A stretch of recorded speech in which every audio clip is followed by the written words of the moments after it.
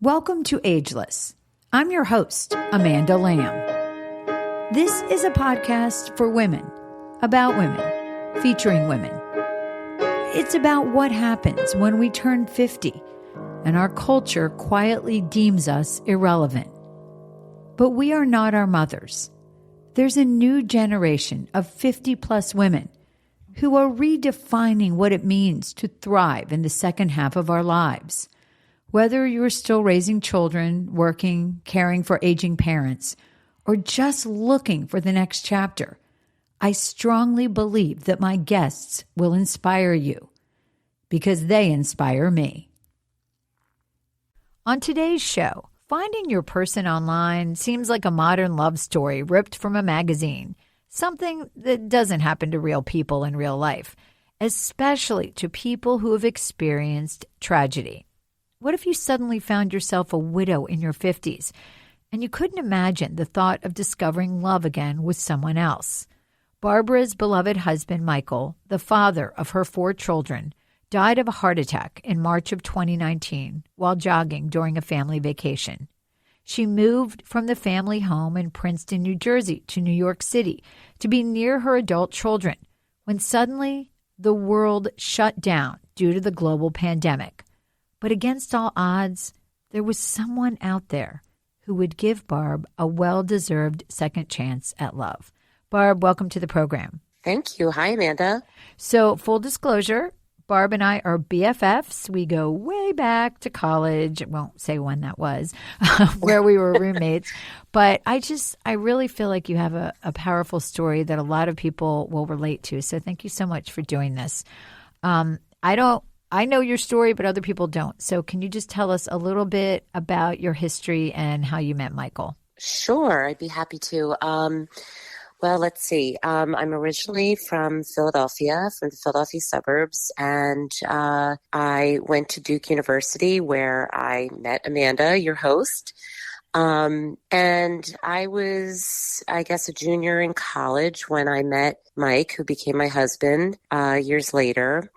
I was only 19 when I met him. I was so young. I was just a kid. But of course, like all 19-year-olds, I didn't realize that I was just a kid. Sure. And you had a strong connection right away.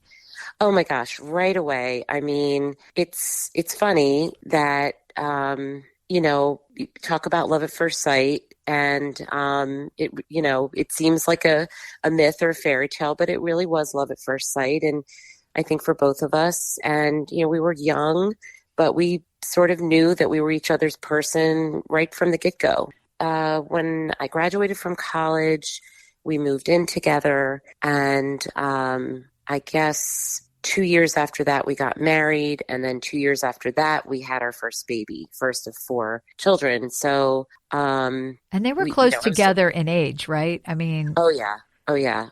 We had 4 kids in 4 years and 8 months, if you can believe that. No, so I know. I saw it. It's hard for me to believe. You witnessed it. I witnessed it.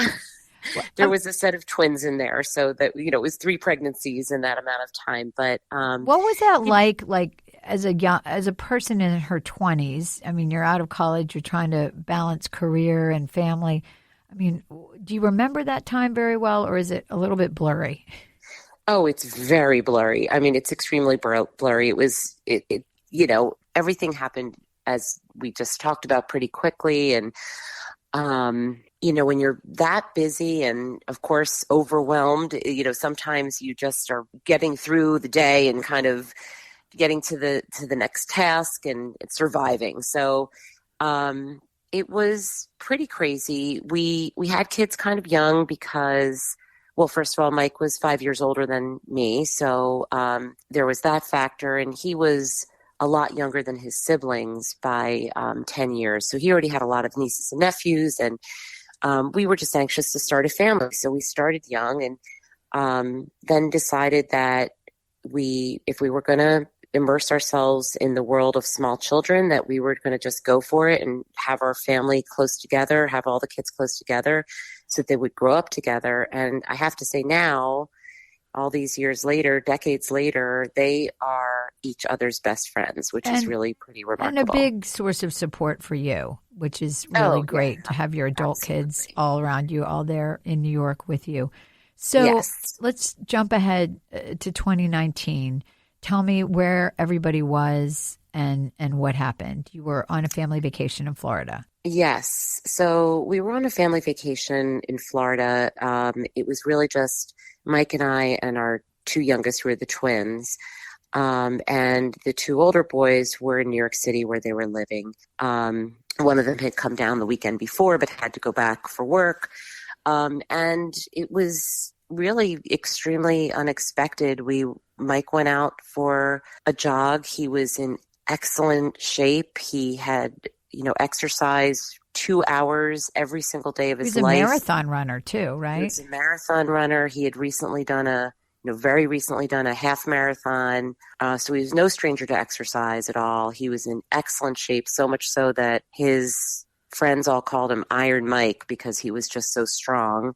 And he went out for a jog and he had a massive heart attack and, died instantly. They were never able to get, a heartbeat back. And it was as unexpected as you could possibly imagine. No one who heard about it, probably including you, Amanda, could believe that it had happened to him, that, Yeah. he was literally the last person on earth It was that people surreal. thought I that think would I happen remember to. getting that call from one of your friends, and Yeah. it was surreal. Yeah. And I remember you saying, and this really hit me hard, that it's not just about losing the person. It's about the life that you had planned, right? Because you Oh, were yeah. almost empty net. Well, you were empty nesters. Your kids were in college, the two Yeah. younger ones. So Yeah. you had plans, right? I mean, you were Oh, thinking about yeah. the future of what's next. What are we going to do? What does retirement look like? Oh, absolutely. We had an empty nest, I guess, at that point for 2.5 years, and anticipating that was like a little nerve wracking. I'm not going to lie. Any woman our age realizes that when they've spent decades raising kids along with someone, and then they're looking at being alone with that person, it's a little bit scary because you're not sure what you're going to find Right. when you're alone. And we were actually very happy with our empty nest. We missed the kids, but we were really happy and planning for, a future and grandchildren and retirement. And we're very, very happy. Again, was just completely out of the blue and a shock. So yes, losing the life that we shared and that we had planned was, secondary, of course, to losing him, but, Sure, a sure. huge, huge piece of it all. And the grief is overwhelming. You have so many things to do. I remember you were always handling things. You were handling so many logistics, right? And then you're also Yes. trying to make sure your kids are okay. Um, Yes. I mean, how did you get up every day and put one foot in front of the other? How did you get through that? I don't really know, to be honest with you. I think that my kids were really the driving force behind that. Not that they pushed me to. They, of course, were shocked and devastated as well. But I felt like I had to be there for them, that they had lost their dad and they only had me, and that I just had this responsibility to them to give them as much of myself as I could, and try not to be a burden to them or for them to feel, an obligation toward me, and to be able to offer them support. And, it was difficult because we all leaned on each other, and there's, like a fine line there, Right, because you between were the offering parent. support Yeah, and becoming yeah. dependent on someone. And I just didn't want that for them. Um, and yeah, there's tons of stuff to do when somebody dies, especially dies unexpectedly and young. There's just a million tasks that need to be Right. done. So I busied myself with those tasks. And, one of the tasks was that Mike and I had talked about selling our house. We'd had a little bit of interest in it. And so we just were testing the market very quietly at the time that he died. So I decided, you know what, I don't really want to live in this house without him. And I planned to put the house on the market. So that was a big task. Yeah, I remember that. And then I remember, it all happened really quickly. I mean, you sold the house, Yes. you moved to New York, and remind me when you moved to New York City. When was that? It was So 2019. it was 20. So Mike died in March of 2019. And as I said, I was kind of quietly showing the house after that. And we ended up getting an offer really close to asking price the night before it went to the multiple listing service. So I did not anticipate that it would sell that quickly. And what month was that? So we closed.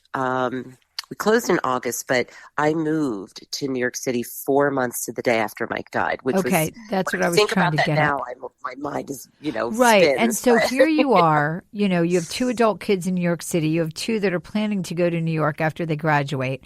So right. you're trying to build this new life. You're a widow. You have some friends in New York, friends that maybe come and visit you from New Jersey, but you're still pretty, much on your own. And then the pandemic hits in early 2020. And now you're isolated in this apartment in New York City by yourself. That had to be really daunting to be in that situation, right? Yes, to say the least. So I guess I moved in July of 2019 and the pandemic hit in March of 2020. Correct. So you had a couple months to get acclimated. 10 months, after I moved. And moving to New York was not even something that I considered. I just thought I would sell the house and downsize in the same town. And then my kids were encouraging me to come to New York to be near them. And one thing led to another. And I decided to just try it on for size for a year and sold the house and rented this apartment. So, I didn't know if I would end up spending more than a year there. Right. And, as you said, the city shut down in March of 2020. And my twins were home from college when that happened. And they ultimately did go back to their college campus to work, to take their remote classes from off-campus housing. I was alone. My boys were nearby, and I would see them outside at a social distance, but it was rough. It had to be really daunting. So I know, and you and I have talked about this, you had a very happy marriage and you enjoyed being married and you were happy being married. And so it was a natural thing for you to say, I'd like to do that again. I'm young. I don't need to be alone. And a lot of people might not understand that process, but talk through that a little bit about how you made the decision to put yourself back out there. So interestingly, I never thought I would get married again. I didn't really even want to get married. It's not that I wanted or didn't want to get married again. I never even considered getting married again. So that wasn't even part of the beginning. It wasn't even in my head. And I actually remember, Amanda, your husband asking me early on, like, would you date? Would you get married again? And I was like, I don't know. Like, I really just was lost and had no idea. Right. And I was, of course, lonely. And before the pandemic hit, I had met a lot of friends in New York. I met a large group of also young widows in New York through an organization that I joined. And they were all very actively dating and encouraging me to date. And I was terrified. I couldn't imagine. I mean, as I told you earlier, I met Mike when I was 19, so I hadn't been on a date. And you're like, it's probably changed a little bit. Yeah. Yeah. And, so it really just seemed like a complete impossibility to me. But I was lonely, and I definitely wanted to meet somebody just for some companionship. Sure. When I met my now current husband, I remember telling him that I was really just looking for somebody to, hang out and watch TV with. Yeah. So I know, I was part of a lot of your, dating hijinks, if you will. Oh, like you were. Some of you would send me screenshots. And it looked pretty bleak in the beginning, right? It didn't look great. It wasn't very hopeful. But you went on a couple of dates. We checked, I helped you a little bit on some background checks. We checked some people out. But it was a little rough. So, at some point, did you just say, this is silly, like this isn't going to work? Or did you just keep going? How was it that you finally met Joe? Well, I did go on a few dates, and I did, now when I look back on it, I really did meet some very nice men. I just wasn't really ready, and they just Sure. weren't my person. So I kind of shut things down pretty quickly with each of them because I just wasn't in the right headspace. And they, again, probably were not the right people for me. And so, I was kind of shut down, and it was sort of this like conflict in my head of like, I'm lonely and I'd like to spend time with someone, but like I'm terrified to be with someone. So, um, that just kept swirling. And at a certain point before the pandemic hit, I was just like, you know what? This is not really for me. Like maybe it'll be for me someday, but it's not really for me. So I decided I'm just going to put, dating on a shelf for now. And then when the pandemic hit and I was alone, I was, the loneliness was intense. And I was like, Sure. well, you know what? Maybe I'll just go online again and And talk just to people. see, Right. let's just see who knows, what'll happen. And I did that. And pretty soon after going online at that point, I met Joe, and it was, it's really hard to explain because I still don't really understand it myself because I was so terrified and so shut down emotionally in certain ways. And we were unable to meet in person because Of the pandemic. of the lockdown. Right. And, and he had kids that were living with him. And I had my kids they'd gone back to college and then they came back, and there was a little bit of back and forth. So there was a So, lot of texting, I remember, like long texting, yes. right? So the beginning of the relationship was a lot of texting. I mean, we weren't even able really to talk on the phone because neither of us had any privacy. So Sure. we texted like all day, every day, and we would pour our hearts out to each other. It was crazy. And It's like writing love letters in a way. it was exactly like writing love letters. I literally fell in love with him from his writing. I was so touched by the way he expressed himself. I do remember you showing me just a few of those. Yeah. Yeah. Exactly. There were a few screenshots. Yeah, there sent were a to few you. screenshots. And then, I mean, I think I loved the story, and I'm probably going to get it wrong. Eventually, you said, we got to meet in person. And didn't you go on a walk in the park? Was that the first time?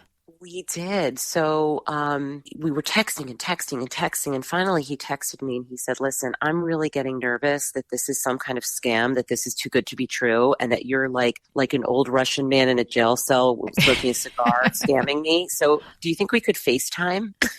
Okay, so that's good. So then you actually got to see each other, Yes. not in person, but Exactly. So we FaceTimed, and, he was a perfectly lovely man, but how much can you really glean from FaceTiming with someone? But, he says that he, after the FaceTime, he was like, wow, all right, well, this is over, like she's out of my league. Forget it. I'm never going to oh, hear from her again.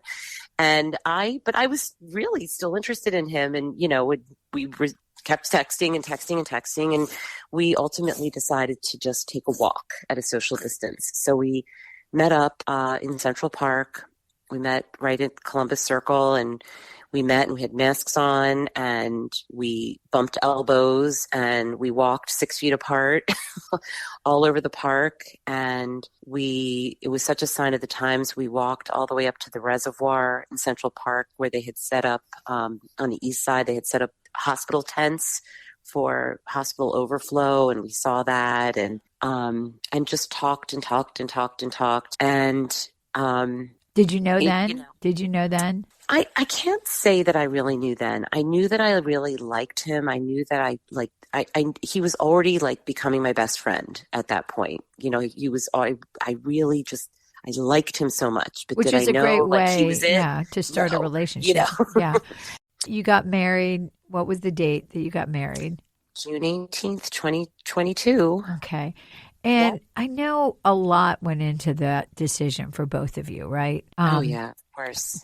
And I've kind of skipped over this. I mean, part of this was Joe is a widow. And so you guys had that bond. Was that something that you really related on? A lot of people make the assumption that like, oh, well, of course, you're a widow and he's a widower. And so that must be like the foundation of your relationship. And it really is not the foundation of our relationship at all. However, in that early period of getting to know each other, we were both really struggling. We were both, single parents, or as he likes to say, we were only parents, because a single parent implies that there's another parent to help out there right. somewhere, but we were both only parents, and really kind of struggling through that. And we supported each other through that whole experience. And so, it was definitely something that you related I felt on. he understood the way, sure. Other people might not be able to understand. And I also remember thinking, and I still think this, that one of the things that I really was drawn to about him is that, he came from a long, happy marriage as well. And that he knew how to love someone and be committed to them over a lifetime. I mean, he would never have gotten a divorce. He would have still been married to his first wife had she not died. And so I admired that he knew how to be in a long-term marriage, to really devote himself to someone in a positive, loving, nurturing way. There's also, I see it because I've been around you guys, there's such a mutual respect for your spouses that you've lost. And that's part of, I think, who you are as a couple. And I think that's just something that's really beautiful that is a little bit hard for some people to achieve, and you guys have somehow achieved that. We really try to always respect the memory of our late spouses. We tried to bring them into our wedding ceremony and acknowledge them because, they were meaningful people to us, and they're also the parents of our children, our shared children. And Joe has always been incredibly respectful of Mike. There was a time when we were dating and we were very serious, but we hadn't gotten engaged yet. But we were talking about spending our lives together and moving in together. And he just felt like it was really important to him to visit Mike's grave. And he just wanted to go and pay his respects to him and tell him that he loved me and that he wanted to take care of me, and which sounds so trite and ridiculous because no one needs to take care of me, of course, but emotionally, let's say, take care of me. But it was a really beautiful gesture, and it was a beautiful gesture. And I don't even really know what he said. I mean, I took him to the gravesite, and then he said to me, I need to be alone now for a few minutes. So so who knows what he said, but so we've both tried to really offer that to each other, and be respectful of our past. Joe has said from the very beginning that I always like to use this quote. He always says, "We're expanding without diminishing." Oh, I love that. And you are a big family. You have 6 kids together. Yeah. So he's got 2, you've got 4. You have a grandchild on the way. That's right. You divide your time between where you were living in New York, and then he had a house in Connecticut. So you have a lot of challenges trying to blend the families and the traditions and figuring out where everybody's going to spend the night when they're home. And so nothing. It's a modern love story, but it also comes with obstacles. It's real life, right? Oh yeah, absolutely, absolutely. Well, I think one of the real positives is that we are both very much on the same page that our kids come first in our lives, and we expect each other to be like that. I respect that about him, and he respects that about me, and there's no compromise on that. So there's never a conflict about, prioritizing the kids. So I think that makes things easier for us because we agree on that. I'm not sure that all couples agree about that. Sure. I mean, you have the same goals and same values, same moral compass. Exactly. So, there may be other women who are listening to this who may be feeling hopeless, not seeing any possibility of finding their person, they're alone. And what do you say to them about how is it possible to reinvent yourself after such trauma in your life? I mean, what do you say to those women? It's hard. It's not easy. I guess that, well, first of all, I think you just really need to take time to grieve. I think that I learned the hard way that there's only one way to really grieve and be able to move forward with your life, and that's to really immerse yourself and really go through it. I think, it's some of us have an urge to kind of circumvent some of the pain and go around it, and that's just not possible, and it's just going to sneak up on you and grab you To go through it. You have to go at any through it. time Yeah. when you least expect it. And it's, listen, it still does. It's almost 5 years later, and it still does. But I think taking the time to really grieve is important. And I would also say, with respect to meeting someone, for me, I just really want to make a personal connection with another human being. I think that a lot of people get caught up with checklists, and I have friends who are single, whether they're widowed or divorced, and they'll tell me about a guy they've met, and they'll tell me about all the qualities he has, what he does for a living and where he lives and how many kids he has, and I'm like, okay, that's great. How does he make you feel? Like him? Yeah. How does he make you feel? Exactly. And I think that for women our age, sometimes we forget about that. Like, if you're going to spend your life with somebody, you want to really like them. Sure. Yes. Well, and I will tell you the thing that I noticed about you and Joe when I first met him was that he allowed you to be yourself. And right away, nice. As, longtime BFFs, that put me at ease because I knew that he must really love you if he wasn't trying to soften your corners. He wasn't trying to do that. He was just letting you be who you are. And I think that probably is the secret to a long marriage, a long relationship, is letting the person be who they are. I think you're absolutely right. And that is 100% what he does for me, and I try to do for him as well. And, listen, it's hard because when you're used to being with someone else, we both were with someone else for decades, you anticipate that they're going to react to certain things or behave a certain way. Because that's what you're used to, right? In the way that you're used to. And, sometimes you're surprised by their opinions or their reactions to things.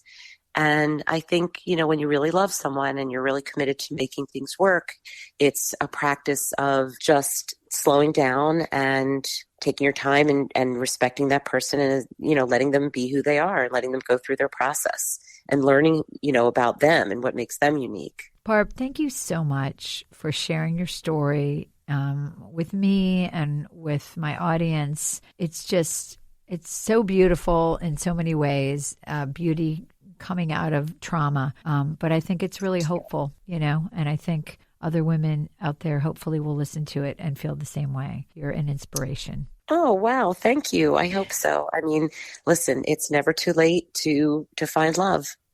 Thanks so much for joining us today. This show has been a production of Stage Might Communications. It is researched, written, hosted, produced, and edited by me, Amanda Lamb. The music for this show was composed and played by Reginald Griffin. The opinions of my guests are their own. If you have any ideas for the show, please reach out to me on Facebook at Stage Might. Thanks for listening.